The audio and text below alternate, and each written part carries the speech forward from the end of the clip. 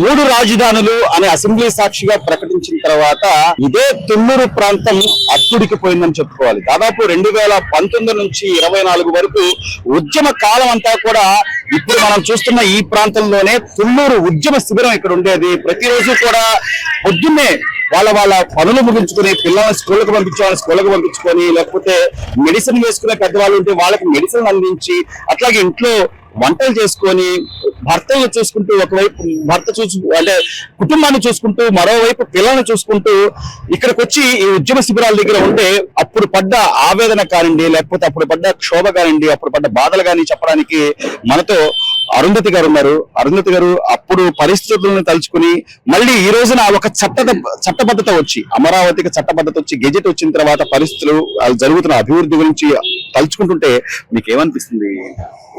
జై అమరావతి, జై ఆంధ్రప్రదేశ్ అండి.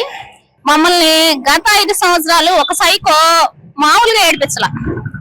ఆడవాళ్ళు ఏడుపు తగిలిద్ది అంటారు, వాడికి ఇంకా తగలటల్లా.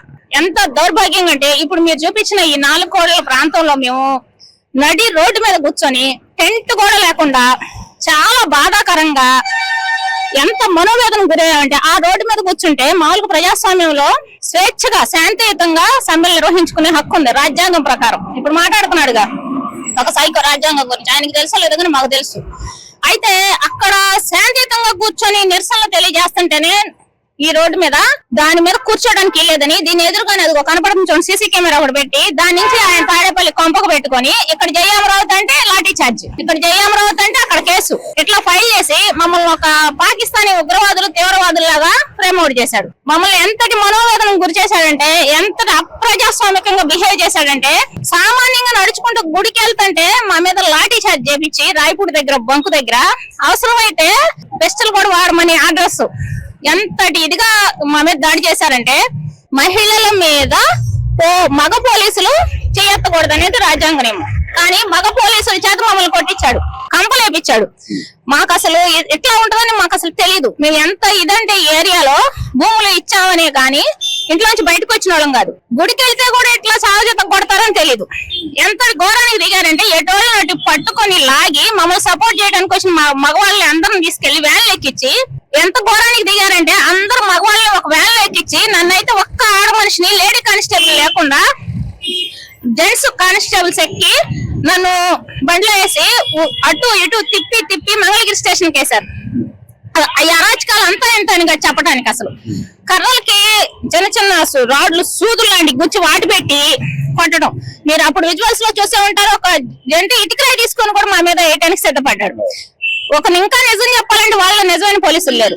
వీళ్ళు డబ్బులు పెట్టి జనాన్ని పెట్టించి మరి ఐడి లేని పోలీసులతో మా మీద దాడికి దిగారు. రైతులుగా భూములు ఇవ్వడం మేము చేసిన నేరమా? అప్పుడు మీరు ప్రతిపక్షంలో ఉన్నప్పుడు 2014-15లో ఈ 2 ఏరియాల మధ్య 30,000 పై ఎకరాలు తీసుకోగలిగితే అని మాట్లాడారు. గవర్నమెంట్ భూమి ఉంది, ఇక్కడ పెట్టొచ్చు. ఇప్పుడు చదువుతున్న మావిగాని నీ బొందగాని అది అప్పుడు ఏం చేశా అంటానికి అప్పుడే చెప్పపోయి ఆలోచించుకునే వాళ్ళు రైతులు. అప్పుడు నాకు అంతా ఇష్టమే, అన్ని ఇష్టమే అని కూసావు. మళ్ళీ అధికారంలోకి వచ్చావు. అధికారంలోకి రావడానికి ముందు 2019లో ఏం చెప్పా? ఇక్కడ చంద్రబాబు నాయుడు మిమ్మల్ని మోసం చేస్తాడు, ఇల్లు కట్టుకోలేదు, నేను పెద్ద గొప్పవాడిని ఇల్లు కట్టుకున్నాను అన్నావు. నువ్వు ఇల్లు కట్టుకోవడానికో ఇల్లు కట్టుకున్నాను చెప్పి ఇక్కడ అమరావతిని నిలబెట్టడానికో ఇక్కడికి రాలేదు. నువ్వు చేసింది ఏంటంటే ఇల్లు కట్టుకున్నాను నమ్మించి మోసం చేసి నీ అనుయాయులతో కూడా చెప్పించి ఇక్కడ వచ్చి ఇల్లు కట్టుకుని ఎందుకంటే ఈ భూములు కాజేద్దామని. నీకు కొండల్ని భూములు తవ్వుకు తినే అలవాటు ఉంది. నువ్వు ఒక పందికొక్కలు అంటాడు. నీతో ఉండేవాళ్ళు అంతకన్నా పందికొక్కలు. ఎందుకంటే నేను బట్టే నీ వాళ్ళు ఉంటారు. మీరందరూ కలిసి రాజధాని నవలు మింగుదాం అనుకున్నారు. మీకు అది పళ్ళ అది అయిపోయింది. 3 రాజధానులను కాయించావు.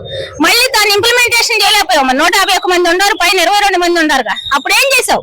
ఈ మార్గాన్ని ఏం చేసావు? ప్లాన్ ఏం చేసావు? బి ఏం చేసావు? డి ఏం చేసావు? నీ బోంద ఏం చేసావు? ఏం చేయలేకపోయావు. మరి అప్పుడే తీర్మానం చేసి పంపపోయా కేంద్రానికి. నీకు బలం ఉందిగా, నువ్వు బీజేపీతో సపోర్ట్ లోనే ఉండవుగా. వీళ్ళు నోరు చేసి ఆ మాట మాట్లాడే నీకు అసలు బుద్ధి సిగ్గు ఉండయా? ఎన్నాళ్ళు ఏడిపిసి తలుచుకున్నావు రైతుల్ని. ఇప్పుడు కూడా పెట్టుబడులు వస్తాయేమో, రాష్ట్రం అభివృద్ధి దిశగా నడిచిద్దేమో. నేను పెట్టిన కష్టాలన్నీ మర్చిపోయి మళ్ళీ నేను అనగానే వచ్చి నాకు ఓటేస్తారేమో. నాకు 40% ఓటింగ్ ఉందని చెప్పుకుంటున్నావు కదా. మాట్లాడితే అభివృద్ధి సంక్షేమం అంటున్నావు. ఏం అభివృద్ధి, ఏం సంక్షేమం? అభివృద్ధి అంటే ఏంటి అసలు అర్థం? తుంగభద్ర నది పొంగి పొర్లుతుంటే డ్యామ్ కొట్టుకుపోతే నువ్వు ఒక గేటు ఎత్తిపించలేకపోయి గ్రీజ్ పెట్టి నీ అభివృద్ధి నిప్పుబడ. నీదైనా అభివృద్ధి గురించి మాట్లాడుతున్నావు. ఒక అమరావతిని నాశనం చేసావు నువ్వు. ఆంధ్ర రాష్ట్రాన్ని అతలాకుతలం చేసావు. కరోనా వచ్చి ప్రజలు అల్లాడిపోతుంటే మాస్క్ ఇవ్వలేకపోయావు. అడిగిన అతన్ని తక్కువ కులవతనని నడి రోడ్డు మీద పెడరెక్కలు ఇరుసు కట్టి అడిగే వాళ్ళు ఉండరు. ఇతను చంపితే రాష్ట్రం మొత్తం నోరు మూసుకుంటుందని చూసావు. సిగ్గు లేకుండా పక్క రాష్ట్రానికి చూపించుకోవడానికి వెళ్తుంది. గేట్ అడ్డం పెట్టి ఆ రాష్ట్రం వాడితో చేతులు కలిపి నీ ఆస్తులు నువ్వు ఇది చేయడం కోసం పక్క మాట మాట్లాడాల. ఇదేనా నువ్వు ప్రజల అభివృద్ధిని కోరుకునేది? గ్రామస్థాయి ఎన్నికలు జరుగుతున్నప్పుడు ఏం చేసావు? పెద్ద పెద్ద అసలు రాకాళ్ళు వాటితో పెద్ద పెద్ద బరిసెలు తీసుకొని పొడిపించావు. లాయర్లు సైతం నెత్తురు వచ్చేటట్టు. అసలు నిన్ను ఎట్లా మర్చిపోతారు? దుఃఖం అనేది ఇంత అంత అనే కాదు నువ్వు చేసిన దానికి. ఆడవాళ్ళని కడుపులోనే దన్నావా? కనీసం మహిళా దినోత్సవం రోజు శాంతియుతంగా నిరసన తెలుపుతుంటే రోడ్డు మీద కూర్చుంటే అన్నంలో మట్టి పోపించావు. ఎప్పుడు మన్ను పడిపోతావు నువ్వు. అసలు ఆ ప్రతిఫలానికి కార్యరూపం అంటేనే ఇవాళ వచ్చిన జీవో. ఏంటంటే ఇక జీవో కూడా వచ్చింది, ఇక నేనేం చేయలేను అనే ఉద్దేశం ఆ వ్యక్తికి వచ్చింది. అప్పుడే మాట్లాడాడు, ఇక్కడ జీవో తీసుకురావచ్చుగా, చంద్రబాబు నాయుడు మీకు న్యాయం చేసేవాడైతే ఇది ఒక అబద్ధ బోటకం అన్నాడు. ఇప్పుడు జీవో కూడా వచ్చిందిగా, ఏం మాట్లాడో తెలియట్లా, గొలుకలు పని చేస్తున్నట్లేవు. అందుకని ఇలా మావిగా నేను మాట్లాడాడు. అప్పుడు 3 రాజధానులు అన్నాడు, ఇప్పుడు మావిగానే అంటున్నాడు. ఇక్కడ మేము పడ్డ కష్టం ఎంత అని చెప్పడానికి లేదు. అసలు ఎంత కష్టం అంటే మా పిల్లలు ఇక్కడ చదివించుకొని ఇంజనీరింగ్ అయిపోయి ఇక్కడ ఉపాధి పొందడానికి మన రాష్ట్రంలో దిక్కు లేకపోయినా పక్క రాష్ట్రం వెళ్ళొచ్చు. కానీ భయంతో 10 చాట అప్పు తెచ్చినా పక్క దేశాలకు పంపుకోవాల్సిన గతి పట్టింది. ఏం చేస్తావో? మా మీద కేసులు పెట్టి మా మీద అమాషం చేసిందిగా మా పిల్లల మీదకి వస్తేనే వీళ్ళు అలివవుతారు, వీళ్ళు పడి ఉంటారు బానిసలుగా అని ఏం చేస్తామని భయంతో మేము మా పిల్లల్ని అప్పులు తెచ్చుకొని మరి ఇతర రాష్ట్రాలకు పంపించుకున్న పరిస్థితి. ఈ రోజు మళ్ళీ మా పిల్లల్ని వెనక పిలిపించుకొని ఉద్యోగ ఉపాధి వచ్చిందయ్యా రాండయ్యా అందామంటే ఏడ అవకాశం ఎత్తున్నావు? నాశనం చేస్తా, నేను వస్తా, అంతు చూస్తా, నా దగ్గర ప్లాన్ బి ఉంది, నా దగ్గర ప్లాన్ ఏ అయిపోయింది, ఎట్ట మాట్లాడుతున్నావు? నీకు అసలు రాష్ట్రాన్ని అభివృద్ధి దిశగా నడిపించే ఉద్దేశం లేదు. నువ్వు తల్లిని చెల్లిని బజెట్ నిలబెట్టినోడు, ఇంకా రాష్ట్రం నిన్ను నమ్మిద్దని నువ్వు ఇంకా అపోహపడుతున్నావు. ఇకనైనా నువ్వు ఇట్లాంటి పిచ్చి ధోరణులు నువ్వు నీతో పాటు ఉన్నోళ్ళు మానుకోపోతే ప్రజలు మిమ్మల్ని రోడ్ల మీద తిరగనిస్తున్నారు అనుకుంటున్నారు. అప్పుడు భయంతో పరదాలు కట్టుకున్న 151 మంది ఉన్న సిగ్గు సెరవ లేకుండా ఇప్పుడు నువ్వు మళ్ళీ రోడ్డు మీదకి వచ్చి రాళ్ళు వేసే రోజుల దగ్గరకు వచ్చి గుర్తు పెట్టుకోండి.